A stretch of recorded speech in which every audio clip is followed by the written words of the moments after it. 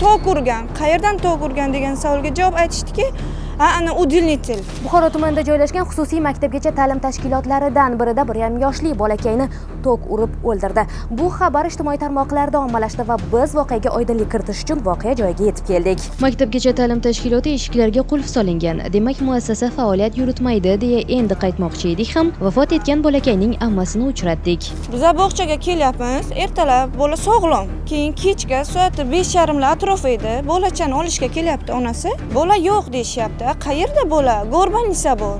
Nega? Bilmaymiz, boring deyishgan. Xo'p, mayli keling. Keldik, biz kirdik. Go'rbanisada. Keyin aytishdiki, ular yo'q opa, u morgda. Qanday morgga? U bola yaxshi edi, biron kasalligi yo'q. Keyin keldik. Xo'p, morgga kirsak, bizani kirishga qo'yishmadi. Militsiya xodimlari tok urgan. Qayerdan tok urgan degan savolga javob aytishdiki, ana удивитель. Tokga qo'yilgan, yarmi singan. Bola emaklaydi, yurmaydi. Kelgan payti, o'sha emaklagan payti qo'lchasi uchta shu barmoqchasi nimaga tekkan? Удивительga, singanga. Nasmert o'ldi deydi. Xo'p, o'libdi. Siz nima yordam qildingiz? Mudira bilan gaplashganda, "Hamma doktor degan klinikaga olib ketdim, deksa urdi, qayta mana shoshilinchga olib keldim." Nahotki o'sha payt bu vijdonsizlarning nimasi bo'lmaganmi? Telefon qilib onasiga, "Ey inson, farzanding shu ahvolga tushdi" deydi.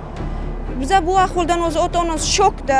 Mutasaddi tashkilot vakillari ham jam bo'lishdi va holatga quyidagicha izoh berishdi. Sho'firkon tumanining fuqarosi Buxoro tumanida oilaviy nodavlat ta'lim tashkilotini manzil o'zgartirish qilib o'z faoliyatini boshlagan 50 o'rinli. Hozir tadbirkor bilan bog'lanishni iloji bo'lmadi. Biz 28 sanasida ham kechqurun hammamiz shu yerda edik. Ushbu holatga albatta ta'lim tashkilotining tarbiyachisi yoki rahbari izoh berishi kerak edi. Ammo Mudira bilan uchrashishni iloji bo'lmayapti. Telefon qilyapman, olmaydi ham. Millarga murojaat qildim. Mana hozir yana yopiq. hozirda tergov ishlari davom etmoqda. Balki tarbiyachi yoki tadbirkor taqdiri shunday ekan deya o'zini oqlashi mumkin.